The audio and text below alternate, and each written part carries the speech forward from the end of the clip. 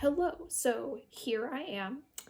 I am sitting on the proverbial beanbag, as you can see. I have also hung up something behind my head. It is my beloved Age of Innocence poster that I received as a birthday present when I was 19 years old because I am very strange. You know, just in case you want to look at something while I'm talking that's not my face. Because honestly, who wants to look at my face? Not me. So, what I promised you today is that I would talk about the books that I attempted to read in 2020 and did not finish. Granted, I am not an expert in BookTube and I haven't watched every single channel on BookTube, but the kind of the general impression that I get in this community is that most people tend to finish their books. Even if it's a really bad book or they know from the start that they probably aren't going to like it, most people push through. And that's kind of not me. If I think a book is dumb, I usually just stop reading because it's my time. I'll do what I want. I think reading is something that's supposed to be fun, and if you really want to finish every book you start, that's totally cool. I am not knocking that. However, as I said, it is my time, and I think that the books we don't finish are actually something that can be quite illuminating. They can tell us a lot about who we are as readers and maybe what kind of place we were in when we were trying to read them. So these are the 7, 8, I don't know, man. Without further ado, these are the books in 2020 that I did not finish. So first on the list, we have Bel Canto by Ann Patchett. Now, if you've watched my channel for a little bit, not that I've been around longer than that, you'll probably know that I read Ann Patchett's The Dutch House back in December, and I liked it. I gave it 4 stars. But when I started reading this book, Bel Canto, one of her earlier works, in the earlier part of 2020, I hadn't read The Dutch House yet, and I didn't really know what Ann Patchett would be like as a writer. And I stand by my decision that this book was not what I was looking for. So Bel Canto, at least the 50 pages of it that I read, is set in an unspecified Latin American country. Here's a hint. It's Peru. And the whole premise is that all of these people from different countries all over the world are meeting in this place, this building high up somewhere, I guess, to listen to a concert by a famous American singer. This dictator is attempting to stage a coup in the country, and so all of the people are trapped in this room together, and they have to figure out how to interact with each other and also survive this unprecedented situation. So the first thing I kind of didn't understand about this book, and then I thought a little bit more and I was like, maybe I kind of get this now, was everybody in the book, their nationality is very clearly spelled out. The singer is American.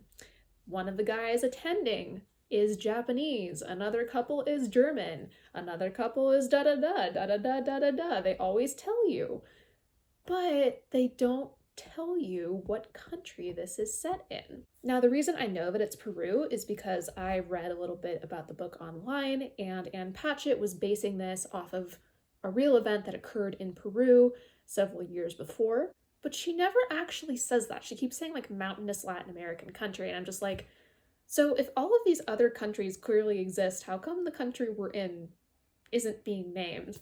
And when I thought about it, I realized it could be because the portrayal of Peru, or whatever this is supposed to be, I guess, was a little bit stereotypical. Of course, I didn't read the whole book because I got bored 50 pages in, but a lot of what I saw of the characters who were native to the unspecified country, it just seemed like they were these goons who were just kind of blindly following the dictator, and I didn't see anything that made me particularly interested in what might come next for those specific characters. Also, the dictator, from what we see of him, seems just really bland. He's just a dude who wanted power, so he took it. Now, if the only characters that were stereotypical and uninteresting were the quote-unquote Latin American characters, I might have supposed, okay, perhaps later in the book it will be revealed that they have some more character to them and I'll be more interested in them. But honestly, none of the characters grabbed me from any of these vast, like, array of countries or any of these, like, very different people. I just wasn't into it. Most of them seemed pretty caricatured. The only one I really remember anything about was this Japanese guy who really liked opera. And that's all I remember. He really liked opera. Oh, you know what? I do remember another one. So the singer, there was this accompanist who was like playing for her, and the first line of the book is something kind of like this, like, when the lights went out, the accompanist kissed her. And you're kind of left to guess at sort of what the nature of this relationship between the accompanist and the singer is, but I was getting the creepiest vibes from it. Like, this accompanist guy is always like attempting to protect the singer, which I suppose could be shown as being gallant and kind, but honestly, it just came off as creepy because he would like shield her with his body on occasions where like nothing was really happening. It was also never proven to my satisfaction that the singer was consenting to these different interactions. It seemed like it was just sort of happening and she was accepting it. And if that is cleared up later in the book, then I guess I'm sorry. I suck. I should have read the whole book. But given that all of these characters just seem like huge caricatures, I really didn't want to continue. And I read a few Goodreads reviews, and some of them seemed to bear me out. But as you well know, I did read another book by Ann Patchett, and I really liked it. So maybe I'm just an idiot. Next up, we have Drive Your Plow Over the Bones of the Dead by Olga Tokarczuk. It's translated into English by Antonia Lloyd-Jones. I was super excited to read this book. I was really looking forward to it because it seemed like just a really neat, off-the-wall kind of situation. I'd heard really good things about the writing and also the kind of kooky old lady character that's the protagonist of this book, and also that she was solving a murder mystery, which seemed kind of neat to me. But unfortunately, this really wasn't for me. Now, I just want to say right now, Antonia Lloyd-Jones, this is not about you. I thought the translation was superb. It read absolutely beautifully, and honestly, if it hadn't been so good, I might have quit this sooner. I would be really happy to read anything Antonia Lloyd-Jones has translated, maybe by Olga Tokarczuk or another Polish author. So that's just to say, the translation was good. My beef is with Olga Tokarczuk. So the story was pretty slow to start, and like slow in the beginning sort of middle part, and then slow in the middle too. I think you're getting my drift here. I thought the narrator was interesting and eccentric in the way that I was expecting her to be, but no one else in the story really was, and so little was happening. The mystery was just taking so long to unfold that I lost a lot of patience with the story and didn't really want to continue. Also, the narrator is I guess you might say she's like an animal rights sort of activist, although I didn't see her doing a whole lot of actual activism in the sense of contacting people that might be able to pass some of the regulations she might want. It was more like her complaining that animals are amazing and beautiful and innocent, and people are evil and cynical and deserve to die.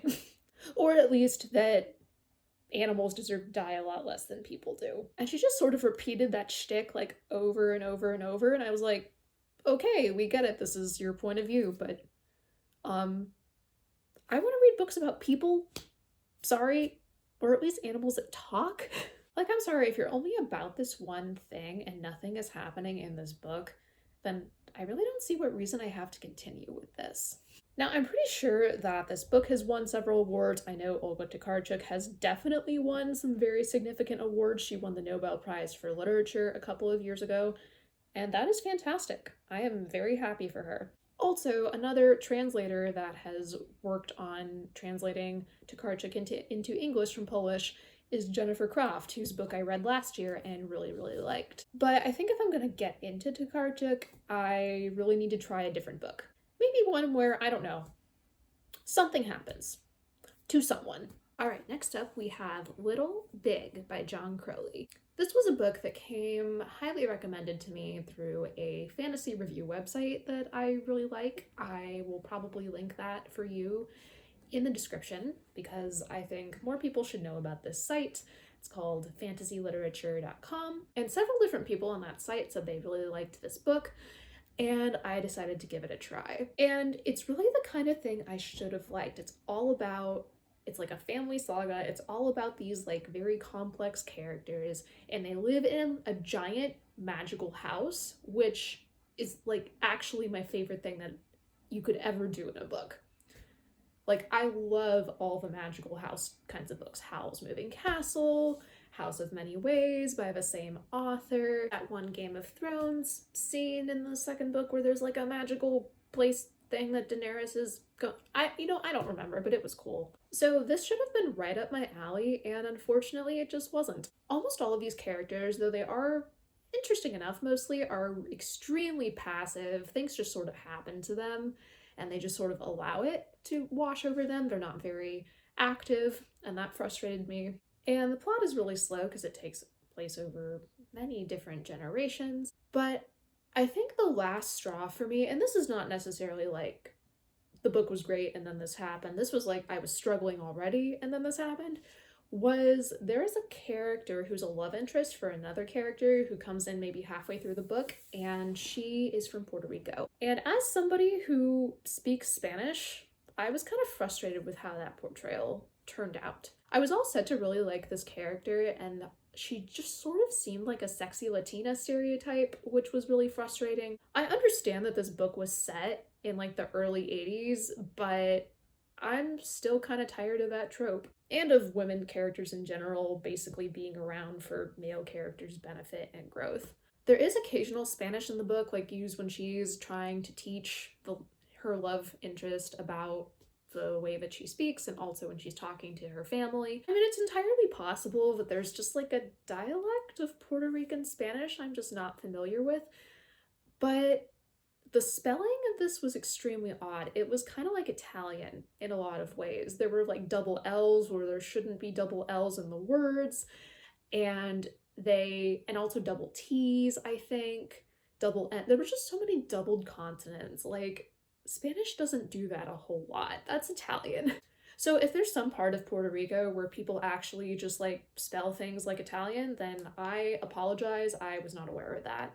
But if it turns out that that's not really how it is, and that, as I suspect, this is just a case of somebody in the early 80s writing a book and not doing adequate research on a place where the character's supposed to be from, and additionally an editor not catching it, then I'm just gonna stay disappointed.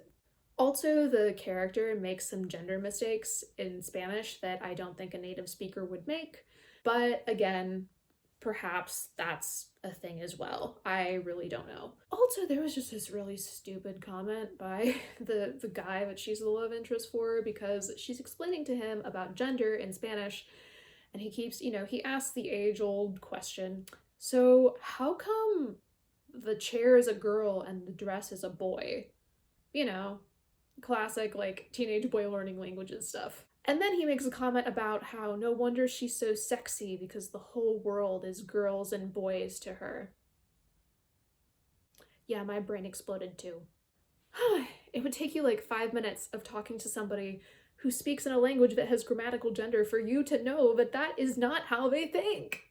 So yeah, very frustrating.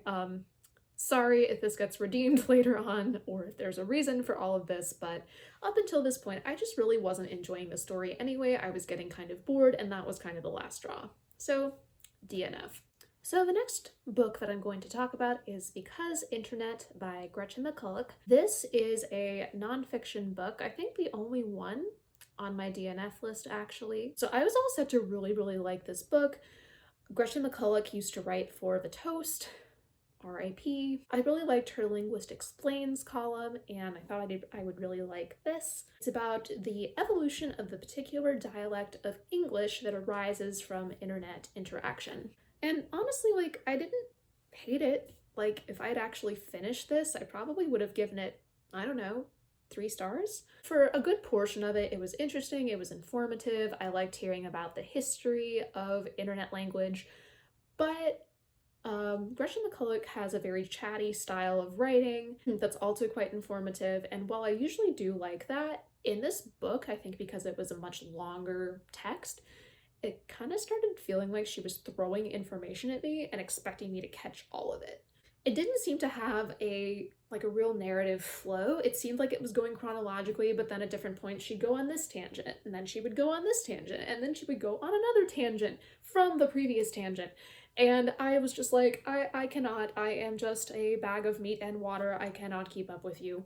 I also listened to it on audiobook, so that might have been part of my struggle. I don't tend to retain information as well when I'm listening to it as I do when I'm physically, like, actually looking at it. So I didn't enjoy this book as much as I could have, unfortunately. I did try to read a print edition of it that I got from my library, but that didn't really seem to help. I read about 70% of it, I think, and by that point I felt like I had just gotten everything I needed to get out of it. I wasn't sure I even needed to finish it. Because of the lack of like a path or direction, at least from my perception, I was just like, okay, I guess I could just read 70% of this. Like, I don't really know what the other 30% is going to be. I still like Gretchen McCulloch, and I will probably read shorter articles that she writes. I just don't know if the book format with her style really works for me. The next book is The Overstory by Richard Powers, which I attempted to read through a book club I'm part of with some friends. The book came at the suggestion of a friend of mine who studies conservation biology and is really into plants. Like, really, really, really into plants. She thought this book sounded cool because, hey, books, and hey, it's about trees. Those are two things I like. Honestly, that's fair. I expected to find it interesting as well. But unfortunately, she, I, and basically everybody else in the club really, really struggled. Some of the difficulty here is that this is a style of book that tends not to work for me very well, and that is a huge scale story with a large cast of characters that shift point of view throughout the story. I tend to get really confused with shifting points of view that doesn't really point back to any of the other main characters. Very few books can make this work for me. The Game of Thrones series is one, but I did read a couple of different books this year that had this going on. One of them was There by Tommy Orange, and though I did finish that one, I still struggled with the format. Because inevitably you become more interested in some characters than others, and while you're reading about the characters you don't care about, all you're thinking about is when will we go back to the characters I like. And in this case, how many characters did I like?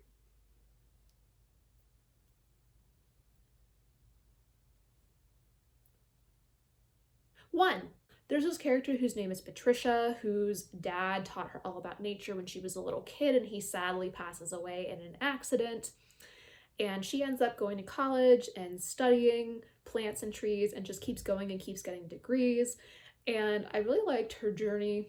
I liked how she was really passionate about the study of plants, and she wrote this dissertation or this research paper about how plants like can communicate with each other, and everybody was like, "Nah, what do you want?" But I thought it was kind of neat, so I liked her. I also liked that she was a hearing impaired person and that impacted her life throughout her section of the story, but it wasn't like that was her identity. She definitely had other stuff going on. But unfortunately, I just did not like anybody else. A lot of these characters just seemed really self-absorbed to me. A lot of the women seemed like they were written in ways that just felt like a man writing a woman. And the writing, I guess, is objectively pretty good, like Richard Powers can write, but I don't know, I just felt like he was just going way too hard with it. I did not want to read another description about the pretty trees. Thank you. Also, I'll say that the male characters really weren't better than the female characters. I just didn't like any of them that much. Except Patricia. Patricia rules. This book won the Pulitzer Prize when it came out, and lots of people have said it's good. So, like I said before, maybe I'm just stupid. So, you might not want to take my word for this and just go read the book, but I think I have a right to be an uncultured idiot sometimes and just not like books that everybody says are good, and this is one of those times. Next book was a book I read in Spanish. I really wanted to try to read more in Spanish last year. That didn't necessarily work. The book is called El espíritu de la ciencia ficción by Roberto Bolaño, and he is a Chilean author. Funny story, when I was getting my Chilean ID card, like my first week in Chile, I was carrying a copy of Isabel Allende's Daughter of Fortune in English to read while I was waiting for my card. So I'm sitting there reading, and this man who I have never ever met, like I cannot stress enough how much I had not met this person, comes up to me and says to me in English, which I guess he ascertained that I spoke English from the fact that the cover was in English, and he said, "So, why are you reading Isabel Allende?" I was like, because I heard she was good, which is true, I had. And then I said, because I really want to read a Chilean author. I just moved here. So then he says, sure, but read Roberto Bolaño. Don't read Isabel Allende. She sucks.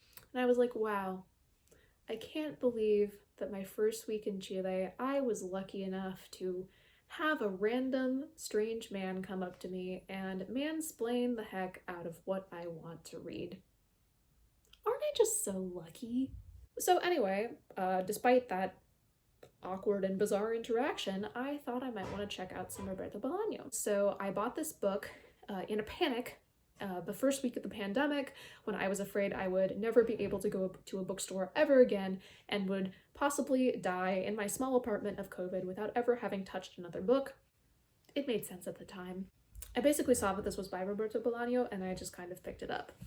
And it turns out that it's one of his very early works. It, I think, actually was unpublished for a little bit. It may have been published after his death. And so I felt a little bit more justified in quitting the book than I might have otherwise. I honestly don't know how much of this was due to the fact that I was reading it in Spanish. Perhaps I would have understood it better if it had been in English. I found that there were just a lot of plot lines going on at once. This isn't a very long book, but it took me a while to figure out how these plot lines converged. It seemed to be about this group of friends, like one of whom likes to write letters to the science fiction authors he admires, some of whom are alive, some of whom are dead, some of whom are English speakers, some of whom are Spanish speakers. All the letters are in Spanish though. And that guy had like some other friends who were trying to solve a mystery at the same time. And they were college students, or maybe they were grad students.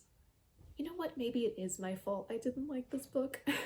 So yeah, sorry Roberto Bolaño. Maybe next time. Last on the list was probably the biggest disappointment for me in 2020, and that was The Mirror and the Light by Hilary Mantel. This was one of the releases I was most excited about for 2020. I got into the Wolf Hall series earlier in college, and it's mostly about Thomas Cromwell, who was the infamous advisor to King Henry VIII and got blamed for a lot of what he got up to, possibly for good reason. But in this book, he's not a bad guy necessarily. He's more like a Slytherin who's surrounded by idiots. And in the earlier books, I think that Mantel does a really good job of making this character, I don't want to say necessarily likable, because there's a lot he does that is kind of on the skeevy side, but you understand him and you sympathize with him. And so coming up, I was like, oh yay, the end of the Wolf Hall trilogy. And then when I started reading it, I remembered what always has been so difficult for me about reading these books. The writing is incredible, like extraordinarily good, just really, really descriptive and rich. But the plot is, let's just say it's often stretched a little thin. Like, most of the plot of these books is just people talking. Like, Cromwell will go over and talk to Henry VIII, and then Henry VIII will go talk to whatever woman he's interested in, and then do some more stuff. And then, I don't know, the woman will come back and talk to Cromwell, and then Cromwell will go talk to his wife, and then someone else talks to somebody else. And everybody has a plan, but you don't know whose plan you're supposed to support. I mean, I guess Cromwell's, but it's sometimes really hard to tell what his plan is. So I spent most of this book being like, what is the plan? Someone tell me what the plan is so I can have an opinion on it. I am lost here. Also, it's always been difficult to keep characters straight in these books, but it was extraordinarily hard for me this time. Everyone's name is John or Margaret. Everyone. And the book doesn't always work really hard to help you remember who is who. You're just sort of expected to remember it yourself, and I suck at that. So this was a very difficult read for me. Eventually, after, I don't know, maybe 200 or 300 pages, I very sadly just had to put it down. I'm actually not entirely sure if this was a function of the book not being very compelling or if it was just a function of me being a hot mess during the pandemic. The world was going through a lot. It was the summer, and I especially was finding it really hard to concentrate on anything very strenuous. So that could be a reason that I was having such difficulties with this book that is probably objectively really good. But nevertheless, as I said, I am a human being, and so sometimes things just don't work. I really hope to come back to this series at some point. I do want to see how it ends. I just don't know when I'm going to do that. That just the thought makes me really emotionally exhausted. Yeah, that concludes my year in DNFs. I hope that you enjoyed listening to me rag on a bunch of books. And also, I hope that you derive some comfort from the fact that sometimes people just don't finish books, and that's okay. Tune in next week for a video about something about books. I don't know, man. I'm hungry. I'm just gonna go get a snack.